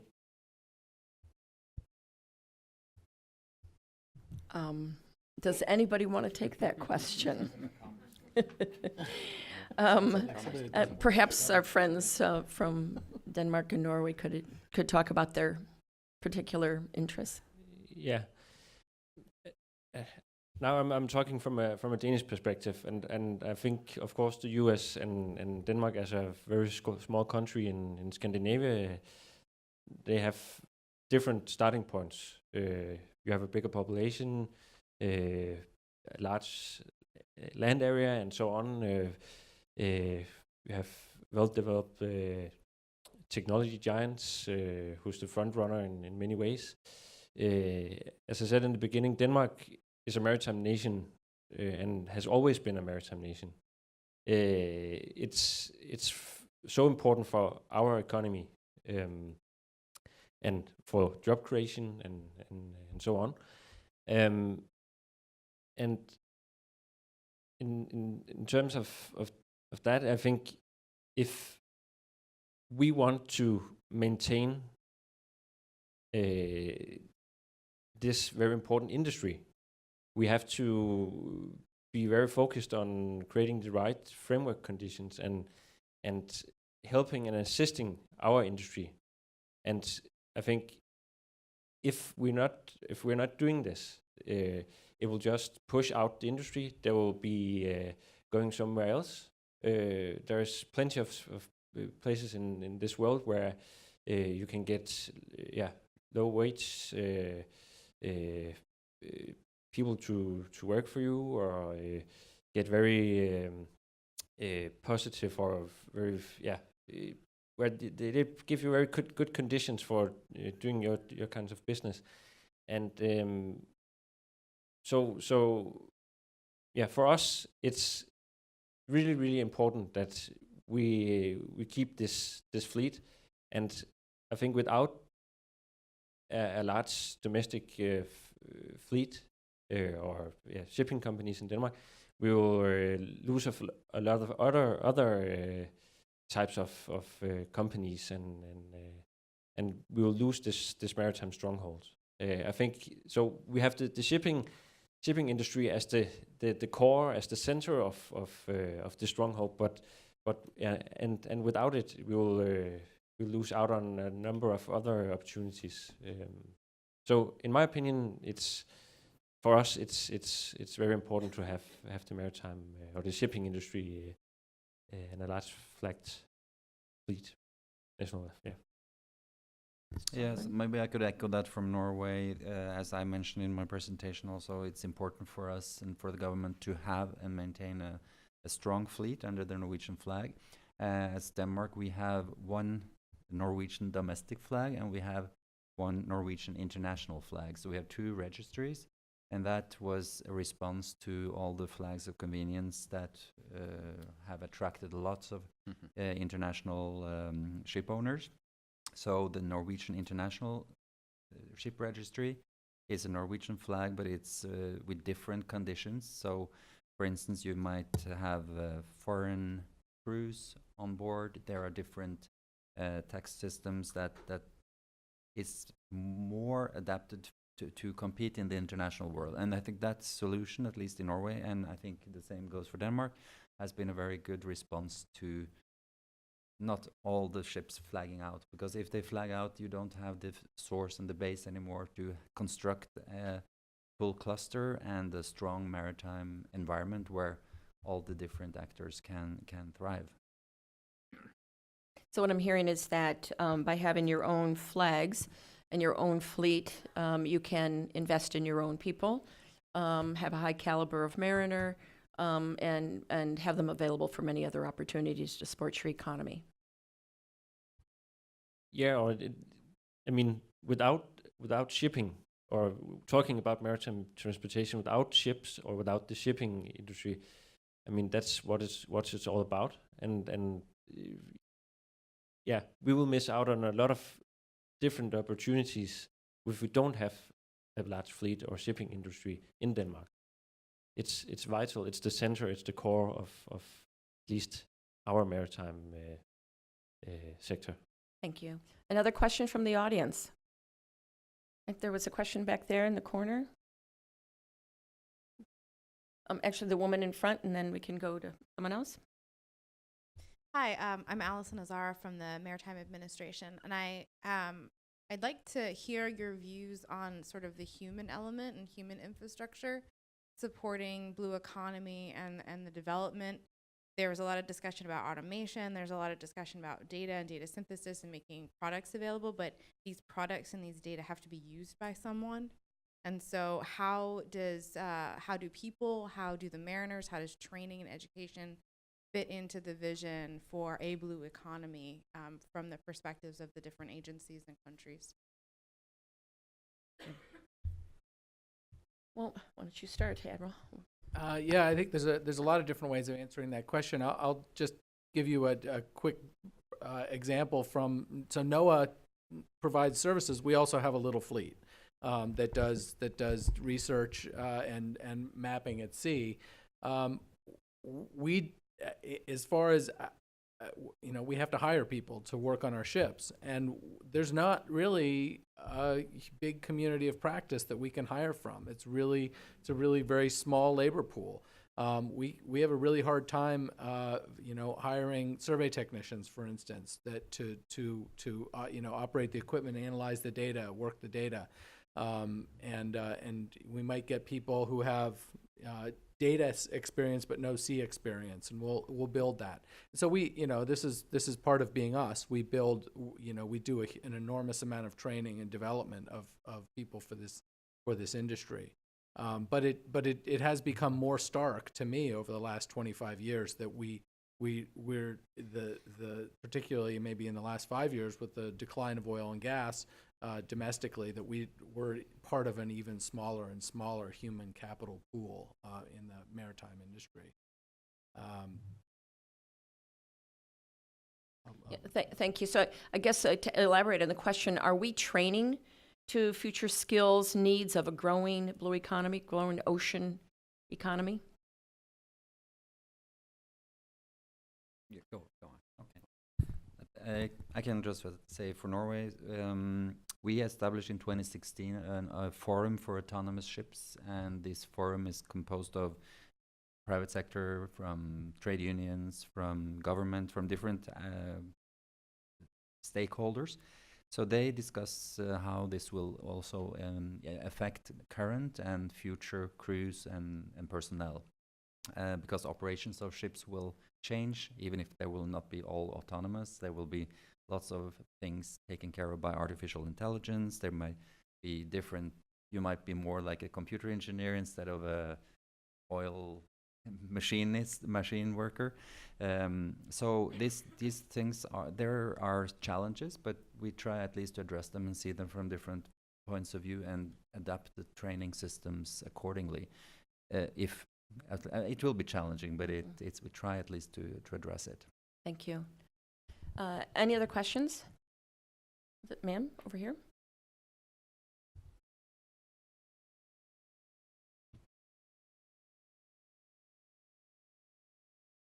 Thank you very much. Your presentations have been remarkable and operating at such a macro level. So mine is way more micro, if I may. So my question is, there was some discussion by Admiral Titli, and this maybe goes to Mr. Sunderland as well, that there's pretty much very little in the American Arctic, and that that's an issue that has been more or less left out and or not moving forward very quickly. And when you're all talking about mapping and the autonomous ships with operating without ballast water, it's like astounding to think in terms of where the future is going. My understanding is there's not a huge amount of mapping that's going on with respect to the American Arctic. So having said that, way micro, is there, for example, a need for a deep water port in Nome? The folks in Nome have been for a decade, I think, trying to make that happen. And with respect to public-private partnership money, or not too much congressional allocations of fund, and an off and on again Corps of Engineers examination of the situation, which in part has to do with the change in the oil and gas offshore, and then to look at it in the context of security questions, national security questions. And there was some discussion about Russia and China and the use of the Bering Sea and Strait. So I wonder what your sense is, and I guess I'd be Admiral Titli and Mr. Sunderland, what your senses are about the need for a deep water port in the American high north, And just to add on to that real quick, is there a linkage, or as you're thinking in terms of high north linkages amongst the various ports, is there a process of thinking in terms of port to port to port, and what ports might be linked with each other? And would a port in Nome have anything to do with that? Thank you very much. And could you share your name and affiliation, please? Oh, sorry. I worked with the Harvard-MIT Arctic Fisheries Project, and then actually had the honor of developing a program here on polar code in the Bering between Russia, Canada, and the U.S., and then was able to be on a Fulbright in Iceland when I was looking at the Jan Mayen between Iceland and Norway and the potential of the development of a petroleum operation, which is not going to occur. And your name? Oh, my name is Anita Parlow, and in the context of what you're talking about and where the Nome piece seems to fit in, I did write a law review article for, by the way, the Maine Oceans Law Review on distributive justice with respect to offshore natural resources development, and it's talking about what gets passed by as these processes of globalization unfold. Thank you. Thank you. You asked a number of questions. I think if we could perhaps talk about the deep water port, not deep water, deep draft port. Thank you. I think there's a difference between and we're thinking about Nome in terms of a deep draft port, not deep water port. Admiral Titli, do you want to, as the Arctic guy, want to talk about that briefly? I mean, just very quickly, here's the patron saint of lost causes, because we've been talking about this for a long time. Yes, I mean, this is to some degree, if nobody knows the future, of course, right? But we can see these trends, and the trends are the ice is melting out. The Arctic will become seasonally ice-free 15, 20, 25 years from now, but that's going to happen. And we do know, because it's been happening for about 15 to 20 years now, that the ice is thinning dramatically. All of those are happening. They're happening now. They're happening today. We do see other countries exploring different options for using high north Arctic shipping. To me, and it's just my personal opinion, but it seems like either this is something the U.S. can be proactive in, and we can make ourselves a component of an economic development. The Coast Guard, I think everybody knows, their nearest deep water port to the Arctic is Kodiak, or Dutch Harbor, I should say. Sorry, Dutch Harbor. That's a long ways, actually, from, Alaska's a big place. And that's a long, long ways away. So there are security in the sense of, certainly today in a constabulary sense, type missions. How will actual naval missions unfold? I think that's much less clear than, frankly, the Department of the Navy thinks it is. And if I were in the Pentagon, which thank God I'm not, I would be looking at a hedging strategy right now. And I would say, a few $100 million to help this out, whether that's public, private, is a good hedge, because who knows, maybe Russia and China are going to be our best buds, but maybe they're not. And if they're not, we probably want some presence up there, and we're going to want a mixture of presence. We're going to want air and surface and subsurface. We're going to want NOAA. We're going to want U.S. flags, and that can be NOAA, that can be the Coast Guard, that can be the U.S. Navy. We don't, basically just abrogate other areas of the ocean. Why in God's name would we basically just walk away from an ocean that, oh, by the way, we have a coastline on? I mean, that's, if you're going to do that, then if I was in Congress, I would ask the Navy, then why do you bother with sea control at all? And see what the Navy's answer is to that. Because we seem to be not really paying attention to this. So if you're going to have this kind of presence and sustained presence, you want some degree of infrastructure. And a deep water port, and again, whether it's at Nome or some other place, and that's what the Army Corps is for. They can figure this out. But this is the kind of thing that you need to do to put through. And if we did it, my guess is if we could all come back in 40 or 50 years from now, we'd probably find that port would have a ton of uses, many of which we're not even imagining, because that's kind of how it works when you develop infrastructure. People tend to use it. Who would have known the interstate system would be used the way it is today when President Eisenhower proposed it. So yes, we should stop talking about it and do it, but I'm not very optimistic that'll happen. I'm going to respond at some point, but she also asked you, Paul, if you had anything to respond. Any thoughts on it? I'm Or not generally sure about if her comments? I wouldn't venture into meeting on that. No, thanks. Okay, and wait, first of all, Admiral White, and excuse me, Admiral Smith, and then Admiral White. Yeah, I was in Nome and spoke to the folks up there at length just about 6 weeks ago about their plans for development of a deeper draft port up there. For our fleet, trying to do survey work in the Arctic, when we have to stage out of Dutch, what it really means is that we get one loop up into the Arctic per year. If we had a way to stage closer up where we could resupply, we could fix our things that break, we could turn people over and keep our people fresh, we could operate up there for probably twice as many days per year. And that's with the same amount of infrastructure on the ship side. So it would make a really big difference to our operation. And for now, what we're doing in the Arctic is research. If you look at the AIS tracks, we're doing research, we're doing community resupply, and not much else. The fishing industry may be drifting from Dutch up to Nome over the course of the next, as the ice recedes and the water warms. And that could be happening faster than we think. In which case, we're gonna have to, a full fishing fleet need a supply base as well. While I can, that's about as far as I can go as a federal employee in advocating for it. So just to emphasize again, in terms of Port of Nome, we're talking about it as a deep draft port, not a deep water port. That is the way in which we're referring to it in the federal government, and that's what the request is to be a deep draft port, to deepen their harbors, to handle vessels more readily, and to expand their capabilities.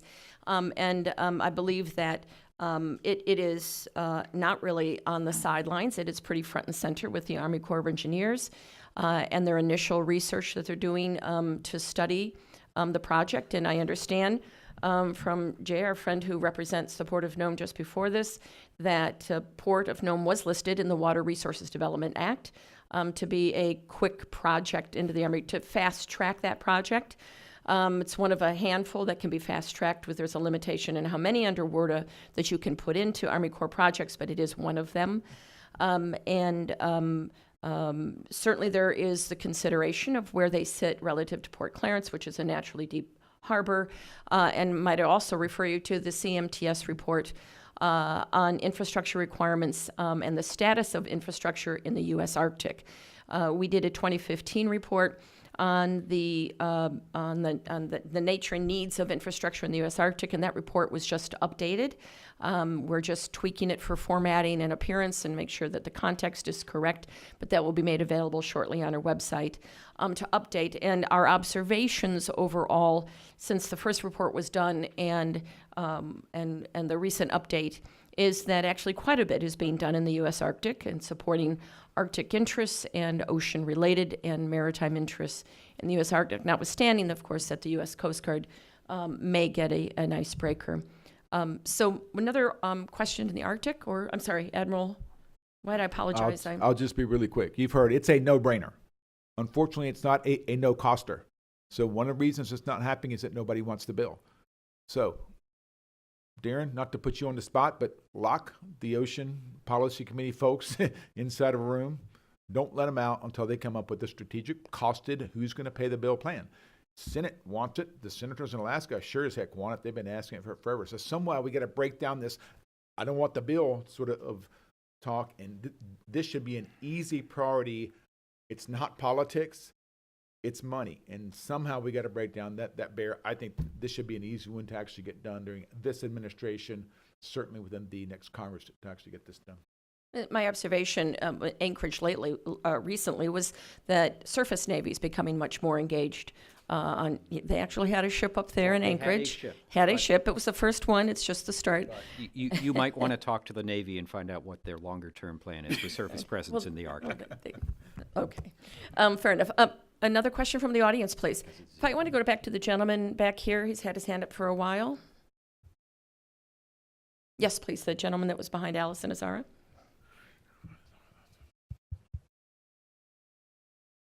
Thank you. I'm Ruslan Garipov. I'm a new fellow with the Woodrow Wilson with the Polar Initiative.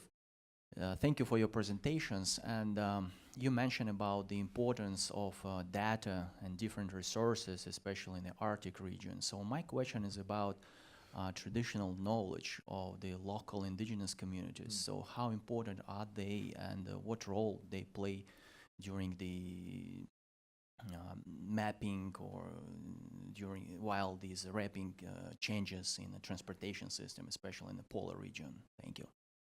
Let me just jump in to say that in the ocean policy, the information provided by tribes, not just in the Arctic, but tribes, is mentioned a number of times. So it definitely has a role and has value. But I know in previous conversations about Arctic, tribal knowledge, indigenous knowledge has always been an important piece.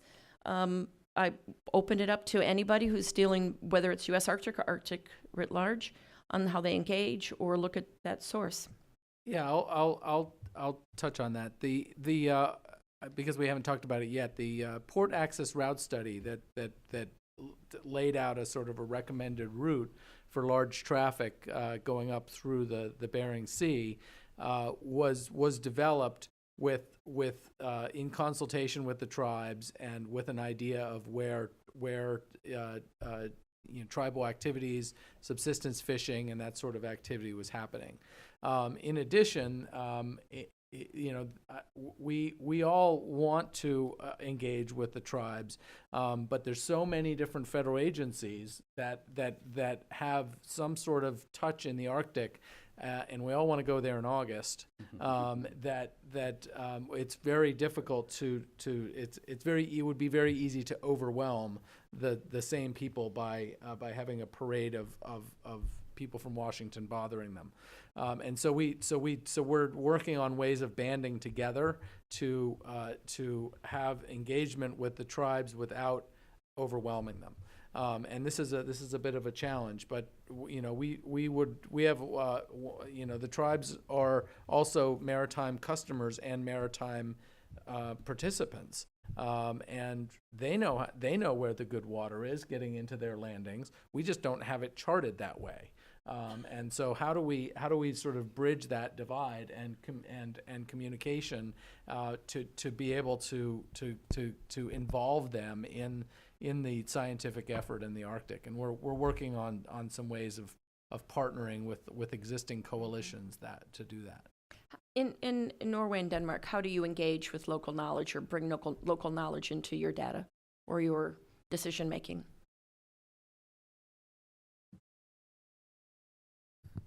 It's a good question. I'm not an expert in this at all. We don't have tribes in that sense that we see, for instance, in Alaska and northern part of Canada. But our Sami people in northern part of Norway, they have their own parliament and they are integrated into the different decision-making processes, but not taken as explicitly into consultation as I think is customary here, because they're already integrated in the day-to-day basis, so to say. So it's not seen as a separate Thank group. you. It's a great point. Thank you. Anything to add? Not much. Of course, we have a strong relationship with Greenland. I'm neither an expert on in this area, but of course, I take it there is a great deal of deliberations between the government in Greenland and the Danish government on this issue as well. I know that we are responsible for the maritime safety in and around Greenland, and I guess there's also deliberations on this issue as well in this connection. Thank you so much. Let me summarize it, bring it a little bit back around to the CMTS work. We engage very much with the Arctic Waterway Safety Committee. It is based very much on a U.S. Harbor Safety Committee concept, and it is the goal of which is to bring together a advisory committee that makes recommendations and shares their knowledge, local knowledge, all along the U.S. Arctic.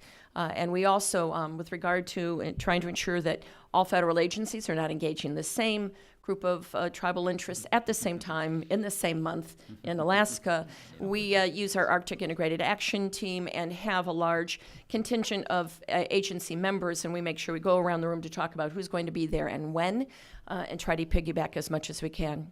But I regret that our time is up. It was the fastest 2 hours in history. I want to thank our panelists very much, and please join me in thanking all of them for taking their time today.